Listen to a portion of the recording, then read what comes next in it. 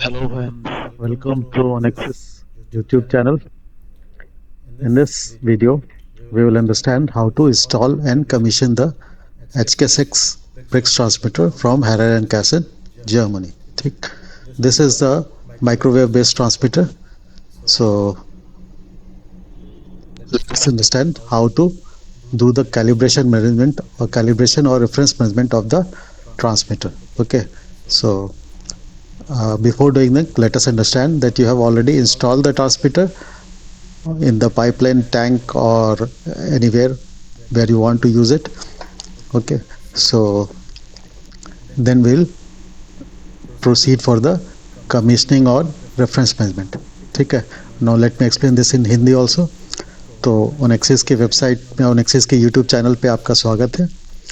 आपने HK6 transmitter अगर आपने पाइपलाइन या टैंक या जहाँ पे भी आपको यूज़ करना है वहाँ पे आपने अगर इंस्टॉल कर दिया है तो फिर हम इस वीडियो में देखेंगे कि हम अब कैसे इसको रेफरेंस मैनेजमेंट या कैलिब्रेशन इसको हम कैसे करेंगे. Okay, so let us start. तो शुरू करते हैं. तो ये जो ब्रिक्स ट्रांसमीटर है ये मॉडल HK6 या HK6F के लिए हम कैसे कैलिब्रेशन करेंगे और रेफरेंस मैनेजमेंट करेंगे उसके लिए एप्लीकेबल है. ठीक है ना. This video is for HK6 C और F मॉडल. ओके, सो इसके लिए if you want the installation drawing you can contact us or write an email to us, so we'll give you the installation drawing. Even for wiring you can see our video on Access YouTube channel. There also there is a video for doing the proper procedure for doing the wiring connections. Okay, and for commissioning you will have to go through this video only. So for any service requirement you can contact us also. ठीक है. तो इस video में जो हम आपको installation का या कमीशनिंग का जो मेथड सिखा रहे हैं वो HK6C या F ट्रांसमीटर के लिए वैलिड है. ठीक है. इंस्टॉलेशन ड्राइंग आपको चाहिए तो आप हमें ईमेल कर सकते हैं. वायरिंग का आपको मेथड देखना है कि वायरिंग का करेक्ट प्रोसीजर क्या है. ठीक है ना. कनेक्शंस के बारे में नहीं हो लेकिन वायरिंग का तरह करने का तरीका क्या है, क्योंकि इसमें क्विक कनेक्शन वाले ग्लैंड होते हैं, केबल ग्लैंड्स होते हैं. ठीक है. तो उसका जो मेथड है उसको भी आपको समझना है तो भी आप हमारे YouTube चैनल में एक वीडियो है वहाँ पे वायरिंग का, उस वीडियो को आप जाके देख सकते हैं. ठीक. तो कमीशनिंग के तो ऑब्वियसली इस वीडियो में हम एक्सप्लेन कर ही देंगे और सर्विस की कोई रिक्वायरमेंट है तो भी आप हमसे कांटेक्ट कर सकते हैं. ठीक है. तो let us go to next slide. इस वीडियो में जो प्रोसीजर है वो आपका HK6 ट्रांसमीटर के लिए है. ठीक है. और इस इंस्टॉल करने से पहले या कमीशन करने से पहले आप इस वीडियो को अच्छे से प्रॉपरली देख लें या मैनुअल को अच्छे से पढ़ लें. ठीक है. देन फिर इंस्टॉल करें. और हम रिकमेंड करते हैं कि आप वायरिंग करने से पहले एक SPD आती है, सर्ज प्रोटेक्शन डिवाइस बोलते हैं जिसे, वो आप ज़रूर इंस्टॉल करें क्योंकि इसके जो PCB बोर्ड होते हैं वो थोड़ा सेंसिटिव होते हैं. ठीक है. और कई बार जो माइक्रो सर्जेस जो आते हैं, ठीक है, वो माइक्रो सेकेंड्स के लिए आते हैं जो कि हमारे नॉर्मल वोल्टेज रेगुलेटर जो हम यूज़ करते हैं वो उसको सेंस नहीं कर पाते.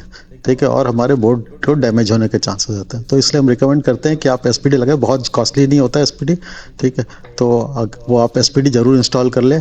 आपका 24 वोल्ट DC की सप्लाई दे रहे हैं या 230 वोल्ट AC की सप्लाई दे रहे हैं, दोनों पे आप सप्लाई देने वाली लाइन में आप एक SPD को इंस्टॉल कर लें. अगर आपके पास SPD नहीं है तो आप हमें ईमेल कर सकते हैं. हम आपको SPD एक पॉलीकार्बोनेट एंक्लोजर में फिट करके वायरिंग के साथ आपको दे देंगे जो कि आप अपने लाइन में पावर वाली लाइन में आप उसको लगा लें. ठीक है. सो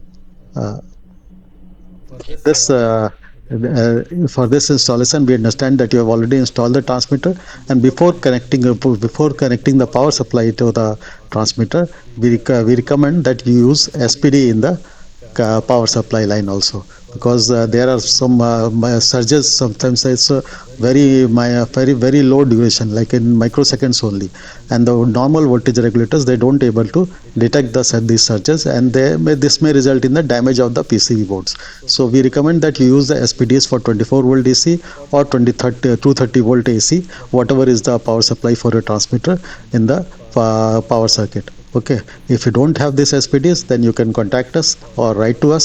We will supply the SPDs in a polycarbonate enclosure which you can use in the power supply line itself. Okay. So let us go to the next slide. before doing anything, you have to do ensure these three steps. Okay, number one, the wiring should be proper. Okay, so you don't need to strip any wire. You can see the video on our channel how to do the wiring. You don't need to strip the wire.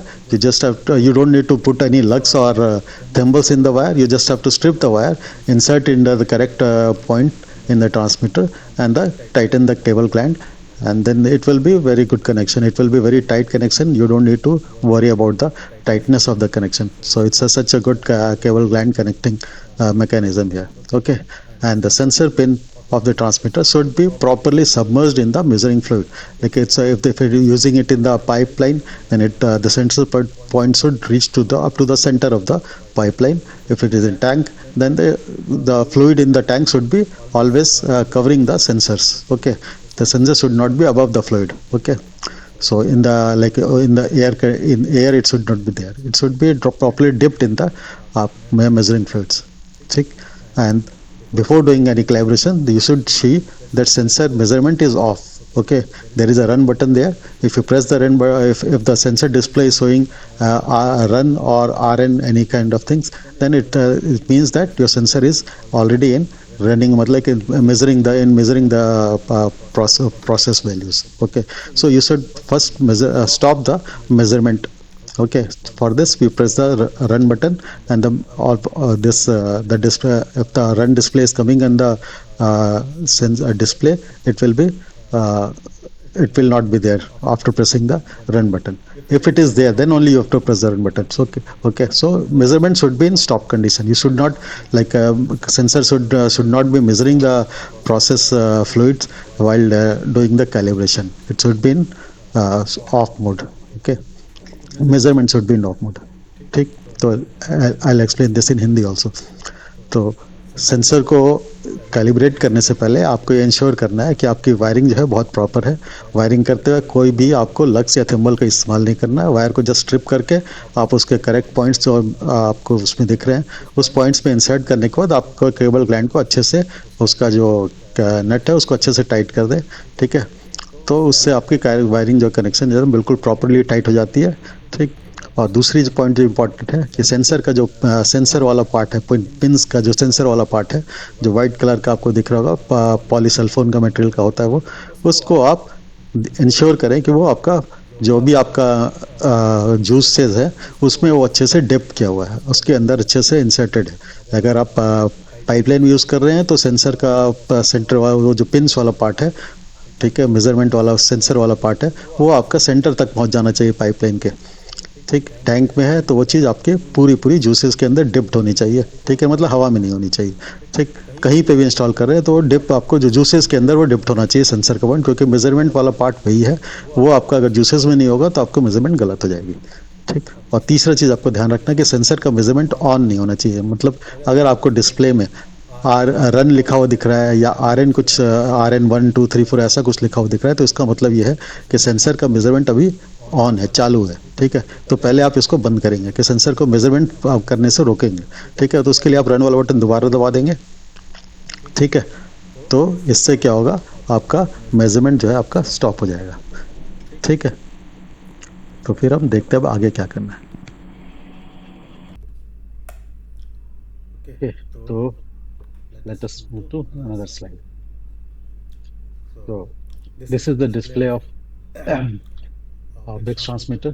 Okay, so you can see there are number of buttons here. Okay, this and this. There are already 6 buttons there. Okay, so these 3 buttons are called soft keys and these are the hard keys. Okay, so soft keys, let us see what each buttons indicate. So this is the run button. This is for starting and stopping the measurement of the transmitter. If you press this button, then this display, this run written here will go off. Okay, that means that the sensor is not measuring. Okay, so sensor will be powered on, but the measurement will stop only. Okay, so whenever sensor is measuring, there will be run written there in the display. Okay, if there is any error, then here it will be RN1, RN2, RN3, or whatever error message is there, it will be there. Okay.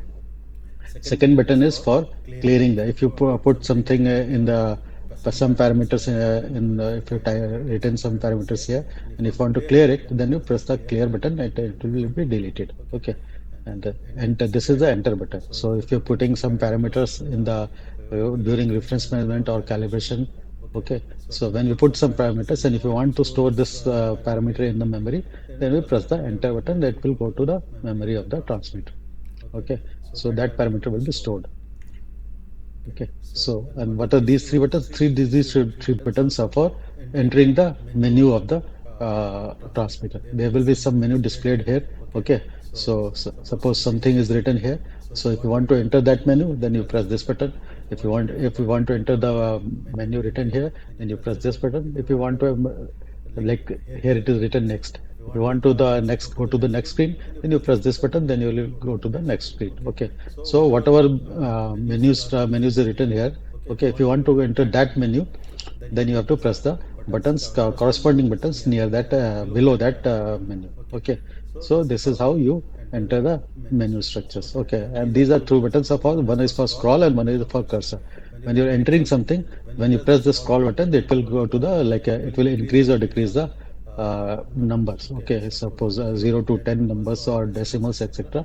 If you press this button, then it will change the input of the input where the cursor is. Okay, suppose if you press this button if you take the cursor to this level and you press this button cursor, then it will 39.4, 39.5. This way it will increase. Okay. Similarly, if you want to move the cursor from left to right, okay, then or right to left, okay, then you press this button, so cursor will move. This kind of cursor will be there. That will be cursor this will be there. Okay, so if you want to move this cursor to this, then you press this button. Then cursor will move from here to here, then here, then here. Then this way it will move. Okay, so this is how your buttons should operate. Okay, let me explain this in Hindi also. तो transmitter में आपको इस तरह का display देखने को मिलेगा। ठीक है, इस डिस्प्ले में आपके 6 बटन हैं। ठीक है, तो पहला बटन है रन का बटन। रन के बटन दबाने से आपकी ट्रांसमीटर की मेजरमेंट जो है वो चालू या बंद होती है। ठीक है, अगर ट्रांसमीटर में रन लिखा हुआ आ रहा है, यहाँ पे जैसे यहाँ पे रन लिखा हुआ आ रहा है, ठीक है, तो इसका मतलब है कि ट्रांसमीटर का मेजरमेंट चालू है। तो अगर आपको कैलिब्रेशन करना है तो आपको इसको बंद करना पड़ेगा, तो आप रन वाला बटन दबाओगे तो ये रन लिखा हुआ हट जाएगा यहाँ से। इसके हटने का मतलब है कि ट्रांसमीटर की मेजरमेंट बंद हो गई। यहाँ पे रन लिखा हो सकता है या RN1, RN2, R3, ये सब एरर मैसेज होते हैं, RN1 से लेके RN8 तक। ठीक है, अगर ऐसा कोई मैसेज आ रहा है तो भी आपको अगर ट्रांसमीटर का मेजरमेंट रोकना है तो आप रन वाला बटन दबाओगे तो वो एरर हट जाएगा, ट्रांसमीटर की मेजरमेंट रुक जाएगी। क्लियर वाला बटन किस लिए होता है? क्लियर वाला बटन आपका इसलिए, अगर आपने यहाँ पे कुछ इनपुट दिया हुआ है, उसको इनपुट कर रहे हैं, ठीक है, तो उसको आपको अगर उसको स्क्वायर ऑफ करना है, ठीक है, उसको आपको रिमूव करना है तो आप क्लियर वाला बटन दबाएंगे तो वो चीज़ हट जाएगी, वहां से वो आपका डिलीट हो जाएगी। ठीक है, एंटर वाला बटन इसलिए है कि आपको यहाँ पे कोई पैरामीटर एंटर करना है, तो जब जिस भी मेन्यू के अंदर जाके कोई पैरामीटर एंटर कर रहे होंगे, उसको आपको अगर इसके ट्रांसमीटर के मेमोरी में स्टोर करना है तो आप एंटर वाला बटन दबाएंगे तो वो इनपुट आपके मेमोरी में स्टोर हो जाएगी। और ये 3 बटन आपके इसलिए होते हैं कि यहाँ पे कुछ मेन्यू के आपके लिखे हुए आते हैं कि कौन से मेन्यू के अंदर आपको जाना है, तो जिस जो जो मेन्यू का पार्ट यहाँ पे लिखा हुआ है उसके अंदर उसी के नीचे वाला बटन प्रेस करेंगे तो आप उस मेन्यू के अंदर एंटर कर जाएंगे। ठीक है ना, वैसे यहाँ पे 3 मेन्यू के लिखे हुए आते हैं, उसमें आप उसके नीचे वाला बटन दबाने से आप उस मेन्यू के अंदर एंटर कर जाएंगे। जैसे यहाँ पे नेक्स्ट लिखा हुआ है, ठीक है, अगर आपको नेक्स्ट में एंटर करना है, तो इसके नीचे आपका ये वाला बटन है, आप इसको प्रेस करेंगे तो आप नेक्स्ट में एंटर कर जाएंगे। ठीक, और ये दो जो बटन है ये आपके, एक बटन आपका स्क्रॉल का होता है, एक कर्सर का होता है। तो स्क्रॉल का बटन का मतलब ये है कि आपका यहाँ पे जो एंटर आप कर रहे होंगे कुछ, उसके आपको वैल्यू इंक्रीज या डिक्रीज करनी है। ठीक है ना, तो उसको आप प्रेस करते जाएंगे, तो ये जैसे यहाँ पे 3 है, यहाँ पे आपको 4 लिखना है, तो आप यहाँ पे इसको प्रेस करेंगे तो ये इंक्रीज करने लगेगा, 4, 5, 6, 7, 8, 9 ऐसे जाएगा। तो जहाँ पे भी जो वैल्यू आपको चाहिए वो वैल्यू आने के बाद आप एंटर वाला बटन दबा देंगे तो वो वैल्यू स्टोर हो जाएगी। सिमिलरली कर्सर का बटन इसलिए है कि ये जैसे कर्सर है, इसको आपको यहाँ से इस तरफ मूव करना है, यहाँ मूव करना है। ठीक है, तो आप कर्सर वाला बटन दबाएंगे तो ये मूव करना स्टार्ट करेगा। ठीक, तो ये सारे बटन आपके इस पर्पस के लिए। ठीक, तो अब हम नेक्स्ट स्लाइड में चलते हैं।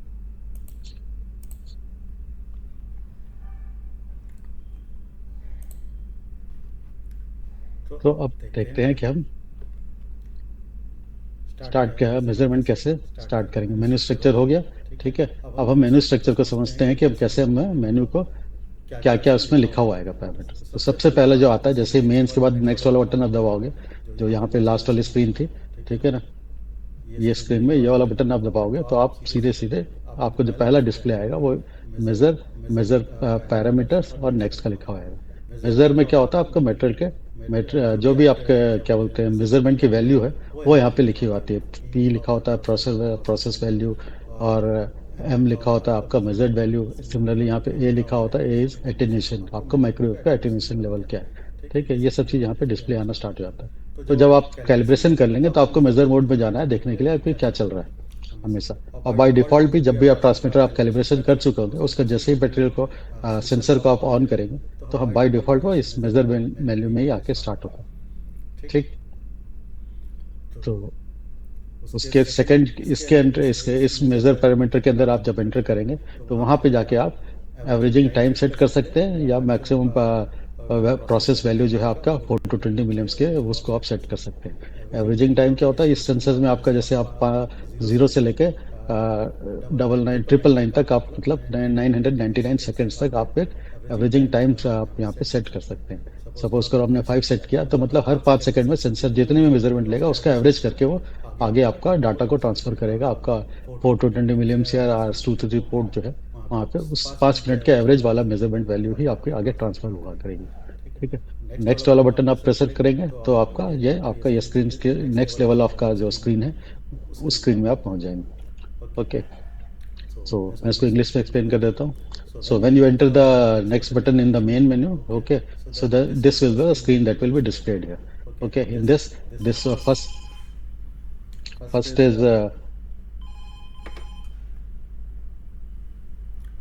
is measure button, okay. So in this measure button, measure is used for displaying the whatever values is measured in the transmitter, okay. This will be displayed in the upper section of this transmitter, okay. Here will be P, here will be M. M is the measured value, P is the process value, and then there will be A equal to attenuation level of the microwave, that is it is using for the measurement, okay. And the second menu is measure parameter. In this menu you can set the average time, okay, and the maximum process corresponding to 4 to 20 milliamps, okay. So what is average time? Average time is the if you set the average time as 5 seconds, then this transmitter will average the whatever reading it has taken for 5 seconds, and then after averaging it will send that value to the your computers or whatever that data will be transferred to your computer. Like 4 to 20 milliamp signal will be after averaging the value measured during the 5 seconds only, okay. So this is just to uh, removing the spikes in the reading. If you take the averaging as very low, then there is too much spikes. If you increase the averaging time, then the spikes will be removed and there will be smooth measurement. More smooth measurement will be there. Okay. The 4 to 20 milliamp setting is for the minimum and maximum bricks value that you want to set for the 4 milliamps output and 20 milliamps output. Okay. And we press the next button, then the transmitter will take you to the next screen. Okay. So let us go to the next screen also. So when you press the next button, we'll come to this screen. It will be caliber, general or next. Caliber is for calibration. General is for, okay. In the calibration, you will see the coefficients. There is a graph, and graph has A0 and A1. A1 is the slope of the graph, and A0 is the fixed values or the increment or decrement error of values for the graph. Okay, so A1, this is the slope of this is the slope of the graph. So we should not ever change the slope of the graph, because that way the total graph setting will be disturbed, okay. So we should never change the A1, okay. In the general settings you can set the language like English, German, Spanish, etc. And also there is a menu there inside the general. There is a sub menu called password for unlocking and locking the keyboards, okay. You can set the password so that keyboard will be it will not be accessible until unless you unlock the keyboard by entering the password again. And you can also set the unit of measurement in the general section of the menu. in this there is a four five different kinds of units are there, like bricks. For bricks, bx is there. For percentage measurement, percentage there. Gram per liter is there. Then percentage s2 is there. Percentage total solid is there. So these are the different units in the transmitter. For the bricks measurement, we'll stick to the bx. Okay. And when we press the next button, we'll go to the next screen. Okay. So let me explain this in Hindi also. तो आप next button दबाएंगे तो आप next screen पे जब आएंगे तो यहाँ पे तीन ये चीज लिखाएगा, कैलिवर, जनरल और नेक्स्ट। कैलिवर में क्या है, कैलिवर में आपको जो हमारे जो ट्रांसमीटर जो एक कर्व यूज करता है, एक स्लो जो ग्राफ यूज करता है, ठीक है ना, वो ठीक है, वो इस तरह का कुछ ग्राफ होता है। ठीक, तो इस तरह का कुछ ग्राफ होता है। ठीक, तो उस ग्राफ को मेजर करने के लिए यूज करता है। तो इसका जो स्लोप होता है, ठीक है ना, स्लोप इज ए1। और इसमें जो हमारा ए जीरो की वैल्यू होती है वो हमारी जो मेजरमेंट का रेफरेंस मेजरमेंट करते हैं उसके हिसाब से ए जीरो की वैल्यू आती है। ठीक, ए वन की वैल्यू जो है जो उसके स्लोप को डिटरमाइन कर रहा है, इसको हमें कभी भी चेंज नहीं करना। अगर इसको हम चेंज कर देंगे तो ये जो ग्रास का स्लोप है, ये हमारा जो है उस जो इसकी जो क्या बोलते हैं स्लोप है, वो इस तरह से ना हो करके फिर वो हो सकता है इस तरह से या फिर इस तरह से कुछ चेंज हो जाए। ठीक है, तो इसलिए कभी भी हम ए वन को कभी भी चेंज नहीं करेंगे। ठीक, उसके बाद हम जनरल में आएंगे तो जनरल में आपका यू कैन आप जो है यहाँ पे उसको जो डिस्प्ले का लैंग्वेज है वो आप चेंज कर सकते हैं। यहाँ पे जैसे इंग्लिश चल रहा है, इंग्लिश के बाद आप स्पेनिश या जर्मन या कुछ भी इस तरह के लैंग्वेज आप यहाँ पे चेंज करने से आपका डिस्प्ले का लैंग्वेज पूरा पूरा चेंज हो जाएगा। और वहीं पे आपको एक पासवर्ड अनलॉक और लॉक करने के लिए एक वहाँ पे सब मेन्यूज बनेंगे, वहाँ पे जाके आप पासवर्ड भी एंटर कर सकते हैं। ठीक है, उससे क्या होगा, आपका जो कीबोर्ड है इसका वो आपका लॉक हो जाएगा। एंटर और ये सारे जो बटन्स हैं वो आप काम करने आपके बंद हो जाएंगे। जब तक कि आप वापस उसको अनलॉक नहीं करेंगे तब तक वो बटन वापस आप यूज नहीं कर पाएंगे। ठीक है, और इसमें आपको एक तीसरा जो इसमें सब मेनू मिलेगा वो आपका यूनिट ऑफ मेजरमेंट, जिसको डायमेंशन बोलते हैं, इस ट्रांसमीटर में डायमेंशन लिखा हुआ था, वो आप सेट कर सकते हैं। ठीक है, इसमें जो मेन्यूज है जो यूनिट्स है वो बी एक्स है ब्रिक्स के लिए, और परसेंटेज है जीएल है, जीएल मतलब ग्राम पर लीटर, परसेंटेज एच टू है, परसेंटेज वाटर मतलब, और परसेंटेज टोटल टोटल सॉलिड्स है। ठीक, तो ये सारे आप कोई भी आपका जो यूनिट आपको चाहिए वो यूनिट सेट कर सकते हैं। For bricks measurement will stick to हम लोग ब्रिक बी एक्स की वैल्यू को यूज करेंगे। ठीक, सिमिलरली उसके बाद फिर हम नेक्स्ट वाला बटन दबाएंगे तो आप फर्दर आप इसके बाद वाली स्क्रीन में आ जाएंगे। ठीक है, तो हम चलते हैं इसके बाद की स्क्रीन कैसे आएगी। ठीक है, तो नेक्स्ट स्क्रीन जो आएगी आपकी वो वहाँ पे लिखी हुई आएगी सिस्टम टेम्प मेन। ठीक, तो सिस्टम के अंदर और सब मेन्यूज होंगे जो कि जैसे कि आपका यूजर होगा, करंट होगा, लिमिट होगा, रेफरेंस होगा, फैक्ट्री होगा, प्रोटेक्टेड होगा। मतलब इससे फिर आपको इसमें जाना है तो आप नेक्स्ट वाला बटन बनाएंगे तो यूजर के बाद करंट आ जाएगा। ठीक है, करंट के अंदर आपको करंट के अंदर वाली करंट के नीचे वाला बटन दबाएंगे तो करंट के सब मेन्यूज में आ जाएंगे, जहाँ पे आपको आउटपुट और टेस्ट करंट के फीचर्स मिलेंगे। तो सिमिलरली आप करंट के बाद करंट पे सब मेन्यूज में जाकर के आप नेक्स्ट वाला बटन दबाएंगे तो आप लिमिट्स में आ जाएंगे। ठीक है, लिमिट्स, रेफरेंस, ठीक है ना, इस तरह की आपकी वैल्यूज यहाँ पे बारी बारी से दिखाई देगी। यहाँ पे तीन दिखाई देगी। जैसे आप सिस्टम में एंटर करेंगे तो यहाँ पे आपको क्या बोलते हैं, करंट, फिर लिमिट और फिर नेक्स्ट लिखा होगा। नेक्स्ट दबाएंगे तो आपको फिर रेफरेंस, फैक्ट्री, फिर नेक्स्ट लिखा हुआ आएगा। ठीक है, उसका नेक्स्ट दबाएंगे तो आप प्रोटेक्टेड वाले मेनू में चल जाएंगे। ठीक, तो इन सारे मेन्यूज के अंदर क्या है, आपका यूजर में आप जाके डाटा फॉर्मेट जो है आपका, जो कंप्यूटर से डाटा आपका आर एस थ्रू पोर्ट के थ्रू ट्रांसफर हो रहा है, उसके फॉर्मेट्स आप चेंज कर सकते हैं। ठीक है, आप एक्सेल चाहिए तो एक्सेल कर सकते हैं। ठीक है, या फिर और कोई फॉर्मेट चाहिए तो उसमें दो ऑप्शंस मिलेंगे आपको, वो आप सेट कर सकते हैं। और सिमिलरली आप डाटा ट्रांसफर का बॉड रेट भी आप चेंज कर सकते हैं, लाइक 4800 चाहिए, 9600 चाहिए। ठीक है ना, वो आप यहाँ पे सेट कर सकते हैं यूजर में जाकर के, अगर आप R S two port use कर रहे हैं तो। ठीक है, नहीं तो फिर उसको कुछ चेंज करने की जरूरत नहीं है। और करंट वाले सब मेनू के अंदर जाएंगे तो वहाँ पे आपको दो सब मेनूज मिलेंगे। ठीक है, उस मतलब करंट लिखा होगा, उसके नीचे वाला बटन आप प्रेस करेंगे तो यू विल गो टू आप आउटपुट या टेस्ट करंट में आएंगे। आउटपुट में आपको सेलेक्ट कर सकते हैं कि आपको 0 to 20 मिलियम्स का आउटपुट चाहिए या 4 to 20 मिलियम्स का आउटपुट चाहिए। ठीक है, तो अगर आप अपने प्रोसेस में आपने स्कैडा वगैरह में आप 0 to 20 यूज़ करते हैं तो 0 to 20 सेलेक्ट कर लेंगे, आप 4 to 20 यूज़ करते हैं तो 4 to 20 आप सेलेक्ट कर लेंगे। ठीक, और फिर टेस्ट करंट की यहाँ पे एक प्रोविजन होती है कि मान लो आपका अभी इसका उसका आया नहीं है, लेकिन आपको चेक करना है कि इसकी करंट आउटपुट ठीक आ रही है कि नहीं आ रही, आउटपुट जो है आपकी ठीक आ रही है नहीं है। ठीक है, तो वहाँ पे आप जाएंगे तो वहाँ पे 0 से 21 तक आपको एक प्रोविजन मिलेगा एंटर करने का। ठीक है, तो जो भी आप डालेंगे, जीरो मतलब कि आपका टेस्ट करंट ऑफ है। ठीक है, आप अगर 1 डालेंगे तो आपको 0 मिलियम्स की आउटपुट मिलेगी, आप 2 डालेंगे तो 1 मिलियम्स का आउटपुट मिलेगा। जो भी आप वैल्यू डालेंगे उससे एक कम की आपको आउटपुट की यहाँ पे का वैल्यू मिलेगी जो कि मल्टीमीटर से आप चेक कर सकते हैं, चेक करने के लिए कि वेदर आपको आउटपुट सही मिल रही है कि नहीं। ठीक है ना, मान लो सपोज करो आपको 7 चेक करना है। ठीक है, तो आप यहाँ पे 8 इंटर करेंगे तो 8 - 1 7 किया, 7 मिलियम्स की आउटपुट यहाँ पे आपका आउटपुट वाले टर्मिनल्स पे आपको दिख जाएगी। ठीक है, वो आप चेक कर सकते हैं कि आपका जो कि हमने जो टेस्ट सर्टिफिकेट जब मटेरियल में रिसीव होता है तो हम टेस्ट सर्टिफिकेट जो बनाते हैं तो इसी को हम यूज़ करते हैं अपना, सॉरी, इसी को यूज़ करते हैं हम डिटरमाइन करने के लिए कि हमारी आउटपुट सही आ रही है कि नहीं आ रही, चेक करने के लिए। ठीक है, उसके बाद फिर लिमिट्स वाले सेक्शन में जाएंगे तो लिमिट्स में आप ट्रांसमीटर की एटेन्यूएशन के थ्रेशोल्ड या प्रोसेस वैल्यूज के जो पैरामीटर्स हैं, जो मैक्सिमम मिनिमम ब्रिक्स जो आपको जो चाहिए वो आप यहाँ पे सेट कर सकते हैं। ठीक, सिमिलरली रेफरेंस में जाएंगे आप तो रेफरेंस में आपको सिंगल पॉइंट कैलिब्रेशन करने का कर सकते हैं वहाँ पे, जो कि प्रोसीजर आपको हम नेक्स्ट स्लाइड में एक्सप्लेन करेंगे। फैक्ट्री वाले मेन्यू के अंदर आपको जाने की जरूरत नहीं है क्योंकि इसकी जो डिफॉल्ट सेटिंग्स है वो सारी फैक्ट्री वाली सेटिंग से मिलती है। ठीक है, प्रोटेक्टेड वाला जो है यहाँ पे आपका डिफॉल्ट फैक्ट्री सेटिंग्स होता है। ठीक है, जो कि आपको चेंज करने की जरूरत नहीं है, तो इसके लिए एक स्पेशल पासवर्ड चाहिए होता है, नॉर्मल पासवर्ड से आप एंटर नहीं कर सकते।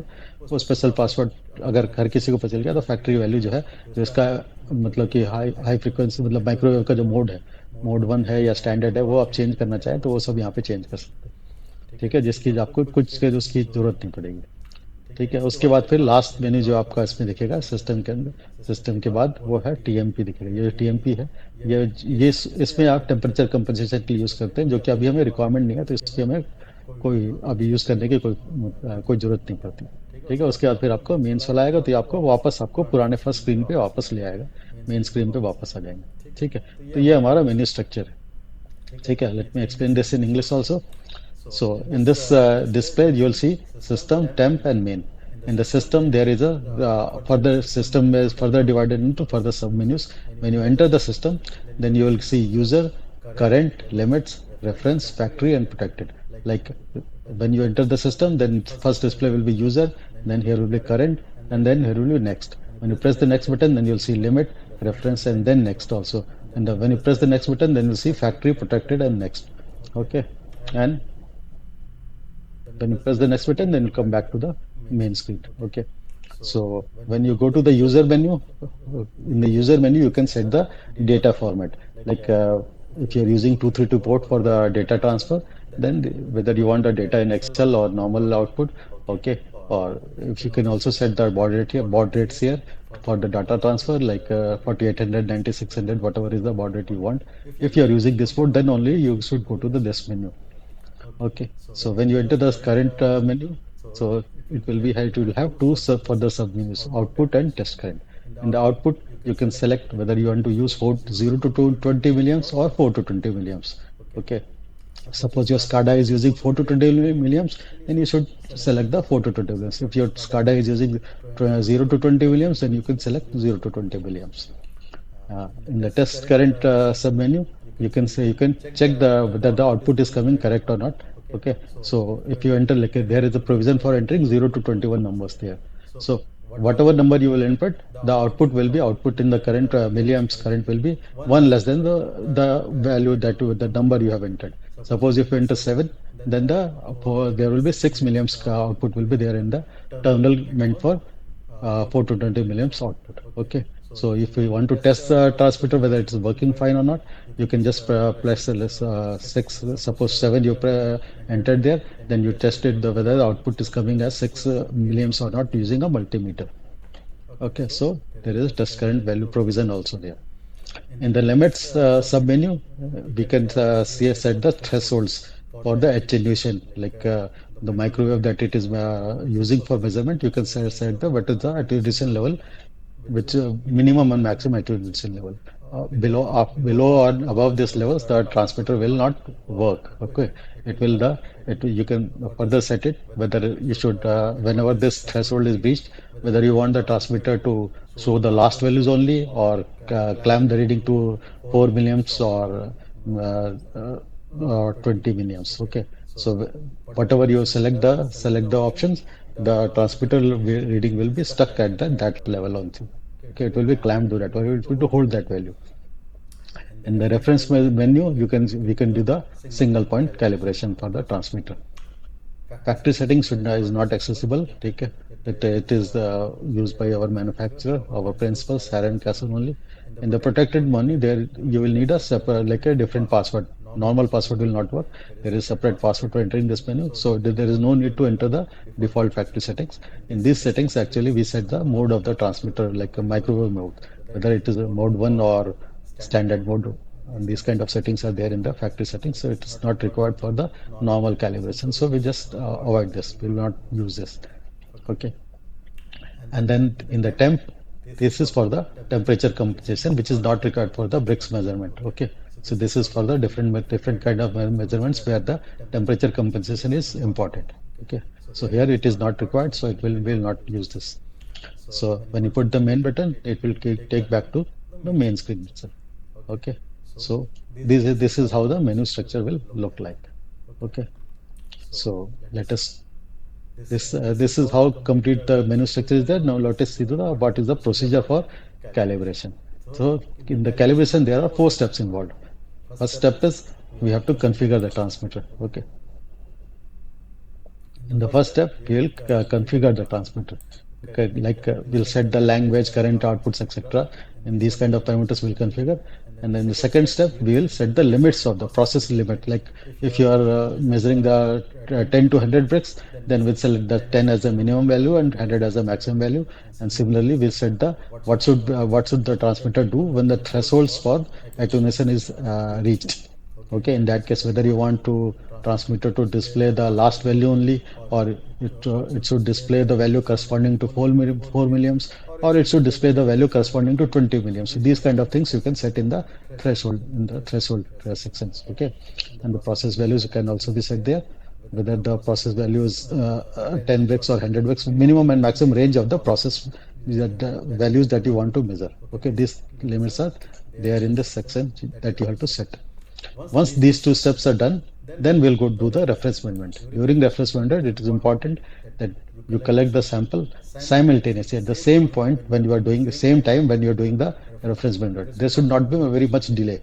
Like if you do the reference measurement and collect the sample and take it to the laboratory and measure what is the bricks of that sample.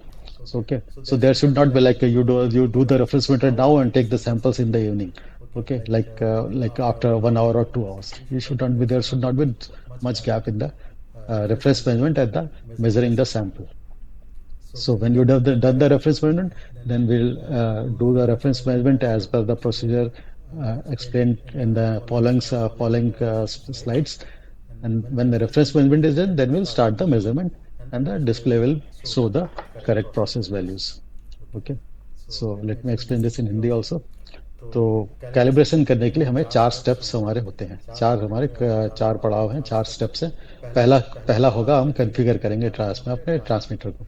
Like language by default English ही मिलता है, लेकिन अगर कुछ different language है तो हम language change कर लेंगे। पासवर्ड्स वगैरह जो है वो डालना हो नहीं डालना हो वो सब चीज़ हम वहाँ पे सेट कर लेंगे। करंट आउटपुट 0 to 20 चाहिए या 4 to 28 चाहिए, और 4 मिलियम्स के करस्पॉन्डिंग क्या वैल्यू होनी चाहिए, 20 मिलियम्स के करस्पॉन्डिंग कितने ब्रिक्स में 20 मिलियम्स मिल जाए, ये सारी वैल्यू हम यहाँ पे डालेंगे।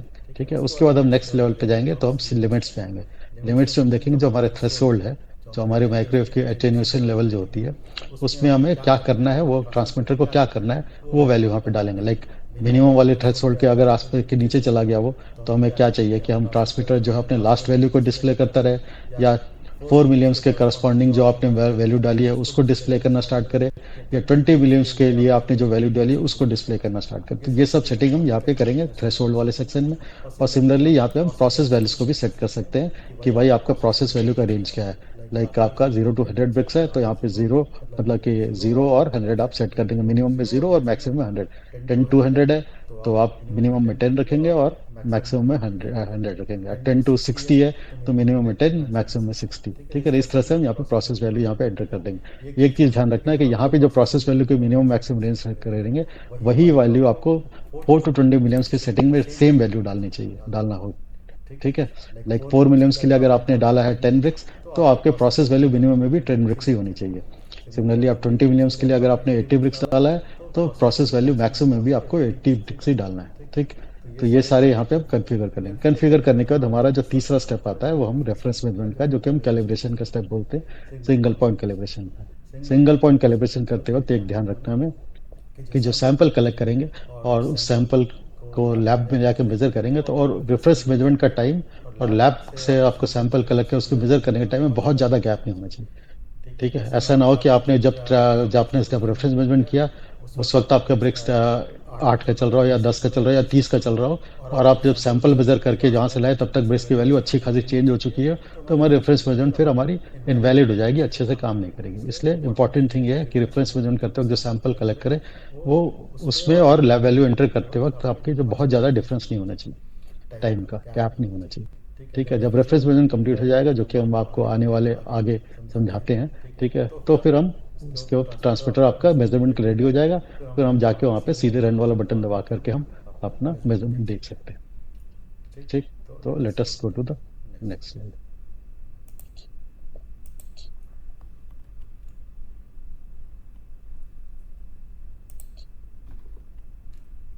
सबसे पहला है कि हमें सारे मेजरिंग पैरामीटर्स कैसे सेट करने हैं। ठीक है, तो इसमें आप मेजर पैरामीटर्स वाले मेन्यू में जाएंगे। ठीक है ना, मेजर पैरामीटर सब लिखा हुआ आएगा डिस्प्ले में, तो उसके नीचे वाला बटन आप प्रेस करेंगे। ठीक है, वहां पे आपको मेजर टाइम में आएगा। ठीक है ना, मेजर टाइम के अंदर जा करके आप एवरेजिंग टाइम जो है, जो मैंने एक्सप्लेन किया कि आपका 0 से 999 सेकेंड तक आप सेट कर सकते हैं। ठीक है, 5 सेकेंड से 10 सेकेंड जो भी आपको रखना है, जिससे कि आपको मेजरमेंट में बहुत ज़्यादा चेंजेस, आपको वेरिएशन नहीं दिखे। ठीक है ना, तो वो आप कर सकते हैं थोड़ी मेजरमेंट स्मूथ करने के लिए। तो जितना भी आप डालेंगे उतने टाइम का एवरेज वैल्यू है, वो आगे ट्रांसफर करेगा आपको। ठीक है, उसके बाद आपको आई आउट सेलेक्ट करना है। ठीक है ना, इसमें आप नेक्स्ट वाला बटन दबाएंगे तो आप नेक्स्ट सेक्शन जो आएगा आपका आई आउट। ठीक है ना, मतलब कि आपका आउटपुट करंट को आप सेट करना है। तो यहाँ पे 0/4 मिलियम्स लिखा आएगा, तो ये आप यहाँ पे आपको minimum value of the bricks आपका सेलेक्ट करना है। ठीक है ना, आपका मेजरमेंट का रेंज अगर 10 to 100 है, तो यहाँ पे आप 10 एंटर करेंगे। ठीक है, और फिर उसके बाद नेक्स्ट स्टेप में आएंगे, तो नेक्स्ट नेक्स्ट वाला बटन एंटर करने का, तब नेक्स्ट वाला बटन दबाएंगे तो आपका 20 मिलियम्स के लिए आपको प्रोसेस वैल्यू सेट करने को बोलेगा वो। ठीक है, तो यहाँ पे आपका जो भी मैक्सिमम वाली वैल्यू है, ठीक है ना, आपका जो भी रेंज है, तो जरूरी नहीं है कि 0 to 100 हो, 0 to 10, 10 to 100 हो, 10 to 60, 10 to 80, 10 to 100, कुछ भी हो, तो उसमें जो मैक्सिमम वाली आपकी जो होगी प्रोसेस की, वो आप यहाँ पे आपके रेंज की ब्रिक्स की वो आप यहाँ पे एंटर कर देंगे। ठीक है, एंटर करने के बाद फिर आप नेक्स्ट वाला बटन देंगे, तो ये आपका जो यहाँ पे हमारे आउटपुट करंट, दो दो आउटपुट करंट है। ठीक है ना, तो आप सेकंड वाला आउटपुट करंट को भी अगर यूज करना चाहते हैं, तो आप सेम प्रोसीजर यूज करते हो, सेकंड वाले में भी आप डालेंगे। और इम्पोर्टेंट थिंग यहाँ पे क्या है, यहाँ पे ये ऑप्शन है आपके पास कि सेकंड वाले आउटपुट में आप स्पैन को रिड्यूस भी कर सकते हैं। जैसे यहाँ पे आप 10 to 100 किया है, तो वहाँ पे आपको 20 to 40 चाहिए, तो वो भी आप यूज कर सकते हैं यहाँ पे, डिपेंडिंग वेदर आपको चाहिए कि नहीं चाहिए। ठीक है, अदरवाइज आप 0 to 100 सेम वैल्यू यहाँ पे भी डाल सकते हैं, कोई कोई फर्क नहीं पड़ता।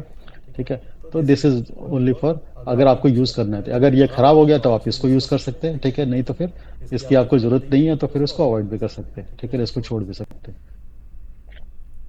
ठीक है, तो step for measure, like this is how you let me explain you do the measurement parameter setting. Okay, in the measurement parameter section, when you press the uh, buttons corresponding to measurement time, okay, so here you can set 0 to 999 seconds. Okay, so this is as explained earlier, so this is for the setting the averaging time period for the data transfer. Like if you select 5 seconds, then it will average the all the measured value for the 5 seconds it has taken. Okay, and then it will output that as correspond that values uh, accordingly. Okay, so that values will be output as a four or four within the 4 to 20 milliamps range. Okay, so this is for measurement time settings. Okay, so this you can use for smoothing the outputs, because if you use a very low time sequence there, then this it will change very frequently.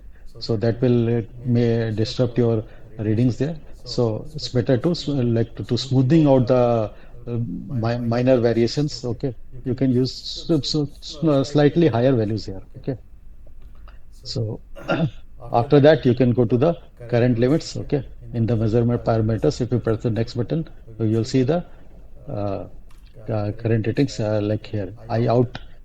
In this I out section, 0 to 420, you set the minimum value of your breaks measurement. Like if you are measuring the breaks from 10 to 100, then you set the minimum as here you will set 10 here. Okay, if your range is 0 to 100, then you'll set the 0 here. If your range is 30 to 100, then you set the 30 here. Whatever is the lower value of your range, measurement range, you set that value here. Okay, in the 20 milliamps outputs IOT sections, you set the maximum value of your measurement range. If you're using 10 to 100, then you enter 100 here. If you're using 10 to 60, then you'll enter 60 here. Similarly, there is a two output in the transmitter. So if you want to use the second output also, then you will see the similar procedure for second output also. In the second output, it's not necessary that you use the same span like 10 to 100 only. You can reduce the span also. But if it is, you can do it only if you require it. If you not required, then you can avoid this settings. Okay. If you just want to use one output, then you just focus on this settings only. Okay. So let us go to the next parameters.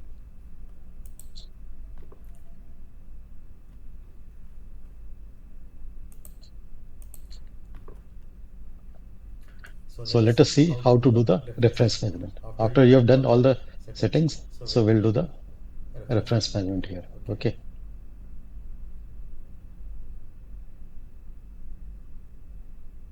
Okay, let us do the limits also. Sorry. So after this, after doing this current outputs, then we have to do the limits section. Okay. When you go to the limit section, this will be in the system menu. When you press the system menu button corresponding to the system menu, then you'll see the first you'll see the currents. Then we press the next button, when you press the buttons corresponding to the limits value, then you will enter the limits sub menus also. So first display will be at ATTL and ATTH. L is for low attenuation low levels and attenuation high levels. It will be by default it is set as -50 and 100. So you don't need to change this. Okay, let us remain this 50 and 100 only. Okay. Now the second step, when you go to the next, you'll see I out at 82L. So when this threshold level -50 level is when the measurement is below this -50 attenuation is below this, then you can set whether you want the transmitter to display the last value, last measured value, or the value corresponding to 4 milliamps or the value corresponding to 20 milliamps. Whatever you set here, whenever this threshold is measurement is going below go below this threshold, that the display will be held at that value only, whatever you have selected here, whatever option you have selected. If you selected last value, then the display will show the last value. There will be no change. If you select the 420 milliamps, then whenever this attenuation level goes below -50, then the display will show the value corresponding to 4 milliamps, whatever you have set in the previous section. Similarly, if you have set the selected 20 milliamps, then the display will held at 20 milliamps, value set at 20 milliamps. Okay. Similarly, same procedure for the attenuation high level. Okay. In this attenuation high level, you can you can select whether you want to show the want the display to show last value or the value corresponding to 4 milliamps or value corresponding to 20 milliamps. So these values you can set here. So this will be used when the attenuation levels goes above 100. When it exceeds 100, then the display will be held at these whatever options you have selected. It will be stuck at that value only. Okay. So after that, you can press the next button. Okay, after selected these options, you have go to the next button. Next button will show you, first will show you process value minimum. This process value minimum, you have to select whatever is the values corresponding to the 4 milliamps you have used in the current section. Okay. So that value you have to select here. Similarly, for the process, after selecting that value, suppose you have used 10 in the 4 milliamp section, you have used 10, then you enter the 10 also. It should be same, like whatever you have set at the 4 milliamps, you should select the process value minimum at the same level, same value here. Similarly, for p-value maximum, you select the whatever value you have entered for the 20 milliamps in the current settings. Okay, for the 20 milliamps, if you have entered say 100 bricks, then you will enter 100 here. Okay, if you have entered for 20 milliamps, you enter 60 bricks, then you will enter 60 here. Okay, and after entering this, when you press the next button, you will go to the bricks maximum.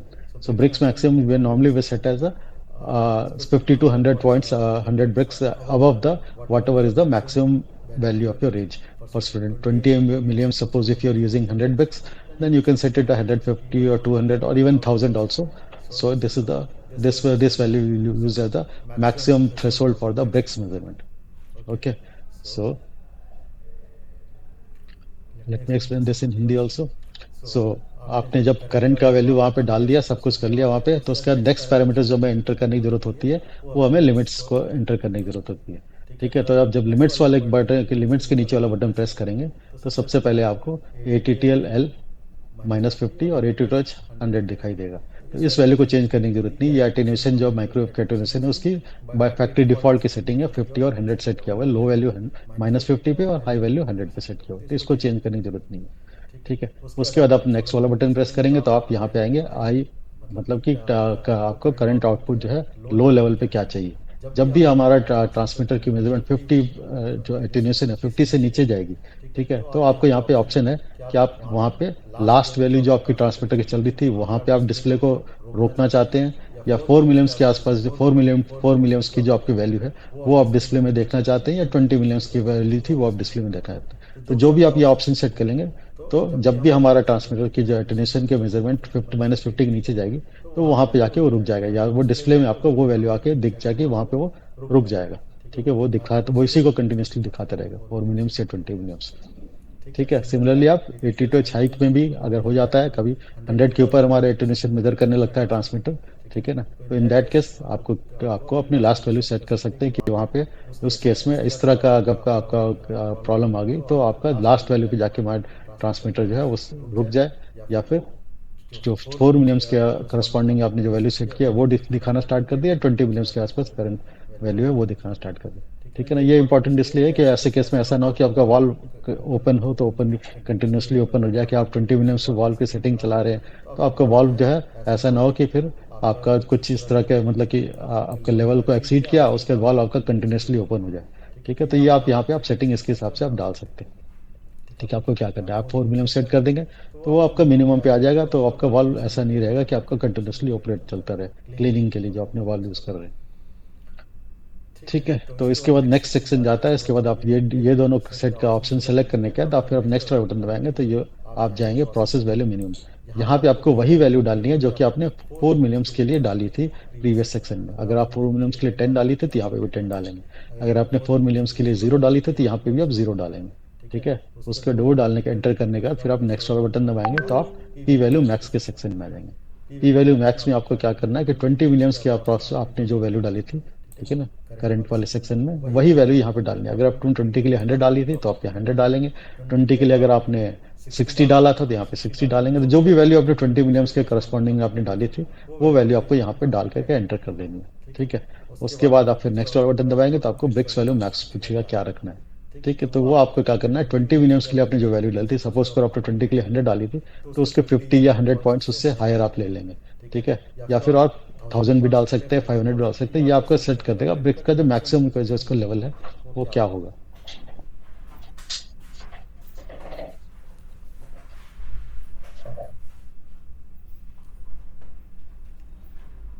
ठीक है, तो इस तरह से हमारे limits के 70 जाएगा और हमारा स्टेप 2 कंप्लीट हो जाएगा। ठीक है, तो अब हम चलते हैं, फिर हम रेफरेंस मैनेजमेंट कैसे करेंगे।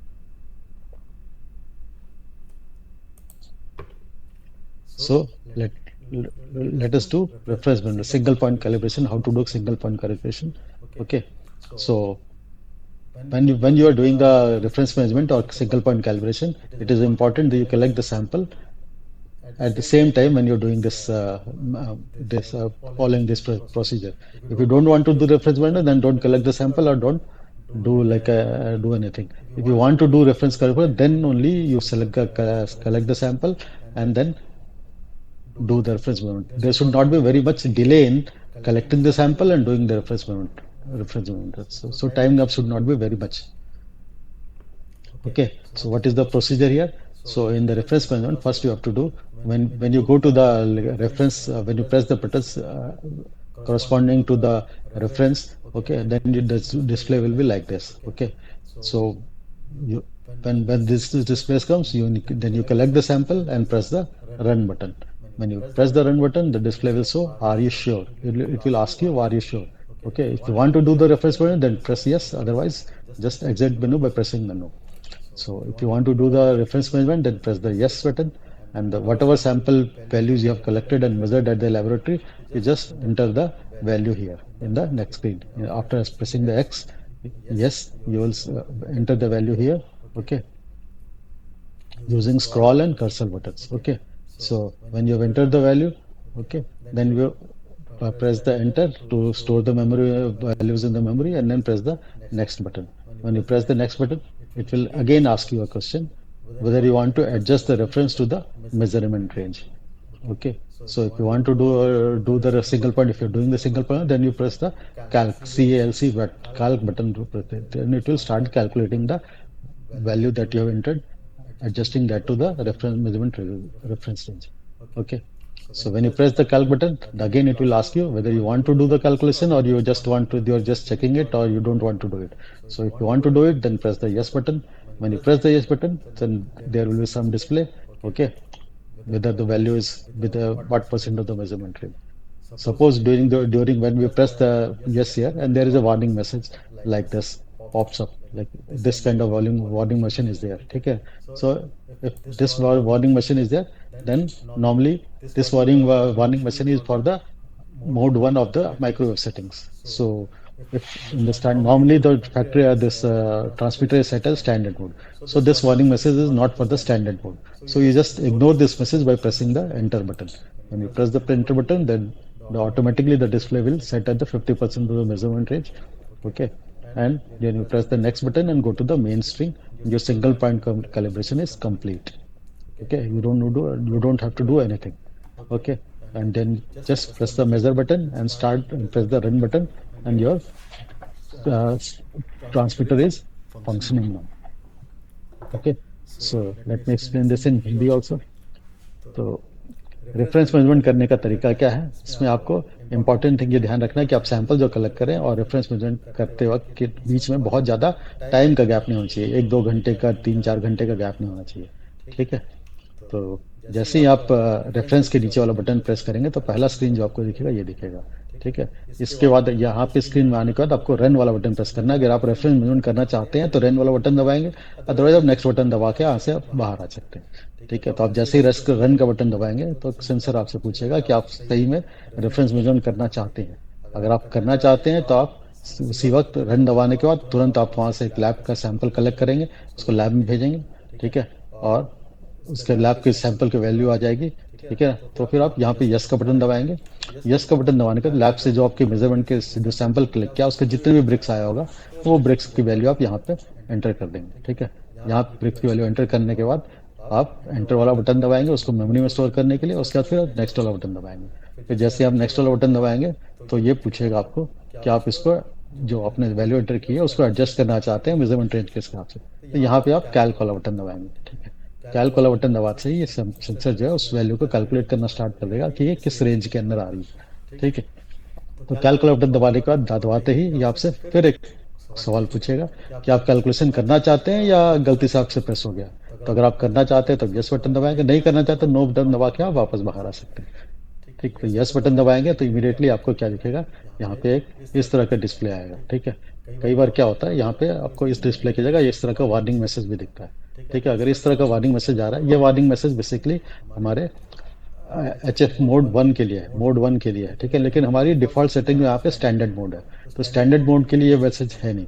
ठीक है, फिर भी ये कई बार आपका सॉफ्टवेयर में प्रोग्रामिंग इस तरह की आपको ये मैसेज वार्निंग मैसेज दिखता है, तो इस मैसेज को हमें इग्नोर करना है। इग्नोर करने के लिए क्या है, सीधे सीधा आप एंटर वाला बटन को दबा देंगे तो ये मैसेज हमारा इग्नोर हो जाएगा और आपकी मेजरमेंट कंप्लीट कर लेगा, वो अपना उसको एडजस्ट कर लेगा और आपको लिखा हुआ आएगा यहाँ पे 50% ऑफ द मेजरमेंट रेंज पे उसने सेट कर दिया उसको। ठीक है, तो ये करने के बाद ये इतने सारे प्रोसेस करने के बाद आपका यहाँ पे कैलिब्रेशन कंप्लीट हो चुकी है। आप कैलिब्रेट होने के बाद आपको केवल मेजर वाला बटन दबाना है और फिर रन वाला बटन, मतलब मेन स्क्रीन पे जाके मेजर के नीचे वाला बटन आप प्रेस करेंगे। ठीक है, तो आपको मेजर का वैल्यू और उसके बाद फिर आप रन वाला बटन प्रेस करेंगे दोबारा से, तो आपका सेंसर की मेजरमेंट स्टार्ट हो जाएगी। वहाँ पे जो भी आपका प्रोसेस की वैल्यू चल रही है वो वहाँ पे डिस्प्ले करना स्टार्ट कर देगा और आपकी सेंसर पूरी तरह से कैलिब्रेट होकर स्टार्ट हो चुकी होगी और आपका मेजरमेंट आपका शो करना स्टार्ट कर देगी। इससे ज़्यादा कुछ करने की जरूरत नहीं। अगर एरर, उसके बाद फिर आप लेबोरेटरी से सैंपल और कलेक्ट करके आप चेक करना चाहें कि इसमें बहुत ज़्यादा एरर तो नहीं आ रहा। अगर वो एरर आ रहा होगा तो आप A0 की वैल्यू जो होती है कोफिशिएंट्स में, ठीक है ना, तो कैलिबर वाले मेन्यू के अंदर एक कोफिशिएंट्स है, वहाँ पे A0 की वैल्यू को उसी हिसाब से आप इंक्रीज या डिक्रीज करेंगे। अगर एरर सपोज करो 30 का है तो वहाँ पे आप 30 आपका ब्रिक्स ट्रांसमीटर आपको ज़्यादा शो कर रहा है, 30 ब्रिक्स या 10 ब्रिक्स या 5 ब्रिक्स या 2 ब्रिक्स ज़्यादा शो कर रहा है तो उसको आप उतने पॉइंट से रिड्यूस कर देंगे, A0 की वैल्यू जो भी है। अगर ये कम शो कर रहा है तो उसको उतने पॉइंट से बढ़ा लेंगे। ठीक, इससे ज़्यादा कुछ करने की जरूरत नहीं पड़ती। ठीक है, तो now your calibration is done. Okay, so you go to the main screen and then press the button corresponding to the measure one, and then press the run button also. It is important to press the run button, then only the measurement will start. When you go to the measure section and press the red run button, the display will be p equal to dash the dash point dash this will some process value will be displayed, and your measured value will also be displayed in the bricks here. Okay, and attenuation value will also be there. Okay, and the display will main run next. So run will show that measurement is running. Okay, if there is instead of run, there is some error message like RN1, RN2, RN3, then you can see the what this error message is corresponding to what error, and then take the corrective action accordingly. Okay, ठीक है, तो ये आप जब आपका calibration complete हो जाएगा तो आप मेजर वाले मेन मेन्यू में आकर के वहाँ पे मेजर के नीचे वाला बटन दबा देंगे और फिर रन का बटन दबा देंगे। रन का बटन दबाते ही आपका डिस्प्ले इस तरह का दिखेगा। यहाँ पे आपको प्रोसेस वैल्यू दिखेगी, ठीक है, प्रोसेस वैल्यू दिखेगी, और आपको एक आपके ब्रिक्स की वैल्यू भी यहाँ पे एम के करस्पॉन्डिंग आपको ब्रिक्स की वैल्यू भी दिखेगी, और यहाँ पे एटेन्यूएशन जो है हमारे माइक्रो का एटेन्यूएशन का लेवल भी दिखेगा यहाँ पे, और ये तीन डिस्प्ले आएंगे, मेन रन और ये रन आने का मतलब कि आपका मेजरमेंट चालू है। ठीक है, अगर ये नहीं आ रहा हो तो आपको रन का बटन दोबारा से प्रेस कर देना है। ठीक है, अगर यहाँ पे रन की जगह कुछ RN1 या RN2 या RN3 RN4 इस तरह का कोई एरर मैसेज आ रहा है तो नेक्स्ट वाले स्लाइड में हमने दिया हुआ है कि किस सरस्वती मैनुअल में भी मेंशन है कि आपको कौन सा एरर आएगा तो आपको कौन सा करेक्शन लेना है, कौन सा करेक्टिव मेजर लेना है, क्या मिस्टेक हुई है हमारे से हमसे एंट्री करते वक्त, पैरामीटर्स एंट्री करते वक्त उस वो पैरामीटर वो एंट्री वो आप जो है करेक्शन जो भी सजेस्टेड है मैनुअल में वो आप कर देंगे तो आपका ये एरर की मैसेज हट जाएगी। ठीक है, तो बस इतना ही करना है। ठीक है, इससे आप आपकी कैलिब्रेशन और आपका माइक्रो जो है ट्रांसमीटर जो है आपका कंप्लीटली स्टार्ट हो जाएगा। ठीक है, और आपका चालू है, आप इसको आप आराम से मॉनिटर कर सकते हैं, और आपका डाटा जो ट्रांसफर आप 4 to 2 मिनट्स आउटपुट जो आप इस कैंडल में ले रहे हैं वहाँ पे आपकी वैल्यू आप करस्पॉन्डिंगली चेक कर सकते हैं, और जो भी आपको एक्शन लेना है उसके आप लेते समझ सकते हैं। ठीक है, तो इतना ही होता है हमारा सिंगल पॉइंट का, जिसमें मैक्सिमम टू मैक्सिमम 15 मिनट लगता है। It takes not more than 15 minutes to do the calibration. So once you have the sample obviously, ठीक है, once you have the measured the sample, taken the sample and measured in the laboratory, after that it takes not more than 5 to 10 minutes to do the single point calibration.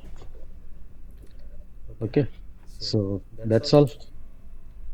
So these are the error messages, and that also you can see in the manual of the bricks transmitter.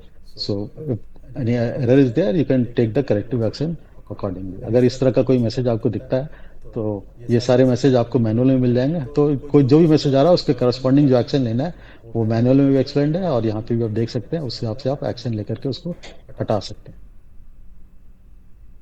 ठीक है, तो thank you for watching this video. और अगर आपको further BRICS transmitter के अलावा भी हमारी ये सब सर्विसेज हैं, हम सोलर पावर प्लांट भी प्रोवाइड करते हैं। अगर आपको सोलर पावर प्लांट लगाना है अपने फैक्ट्री पे या फिर अपने छत पे तो आप हमसे कांटेक्ट कर सकते हैं। ठीक है, इलेक्ट्रिकल पैनल्स आपको चाहिए, मोटर कंट्रोल पैनल चाहिए, या नॉर्मल इलेक्ट्रिकल डिस्ट्रीब्यूशन बोर्ड चाहिए, या इंस्ट्रूमेंटेशन पैनल चाहिए, VFD पैनल चाहिए, स्टार्टर पैनल चाहिए, तो ये सारे पैनल जो है हमारे पास बनाते हैं हम। तो आपको चाहिए हो तो आप उसके लिए हमें कांटेक्ट कर सकते हैं। ये सारे पैनल हमारे पास पॉलीकार्बोनेट का इंक्लोजर में भी मिलते हैं, और आपको CRCA के इंक्लोजर, मेटल वाले इंक्लोजर में भी मिलते हैं।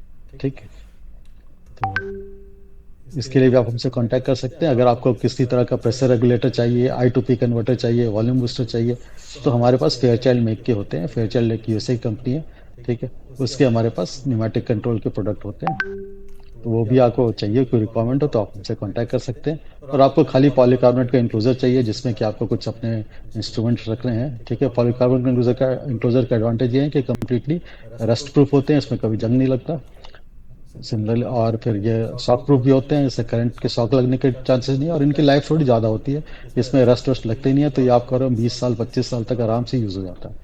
ठीक है, तो और काफ़ी हल्का भी होता है, प्लस इसमें आपको काम करना भी काफ़ी आसान है। अगर आपको किसी वायर के आउटपुट के लिए कुछ छेद वेद करना है तो उसको आप नॉर्मल हैंडल ड्रिलिंग मशीन से भी वायर के आउटपुट्स वगैरह के छेद कर सकते हैं, जो कि मेटल के इंक्लोजर में आपको इसलिए आप साइड पे नहीं कर सकते। ठीक है ना, उसको आपको फिर आपको कुछ प्रोविजन, आपको ड्रिलिंग मशीन वगैरह की स्पेशल ज़रूरत होगी, वो ले आके वहाँ पे कर पाएंगे। ठीक, तो ये सारी चीज़ में से कुछ भी आपको चाहिए हो तो भी आप हमसे कांटेक्ट कर सकते हैं। ओके, ठीक है, थैंक यू वेरी मच।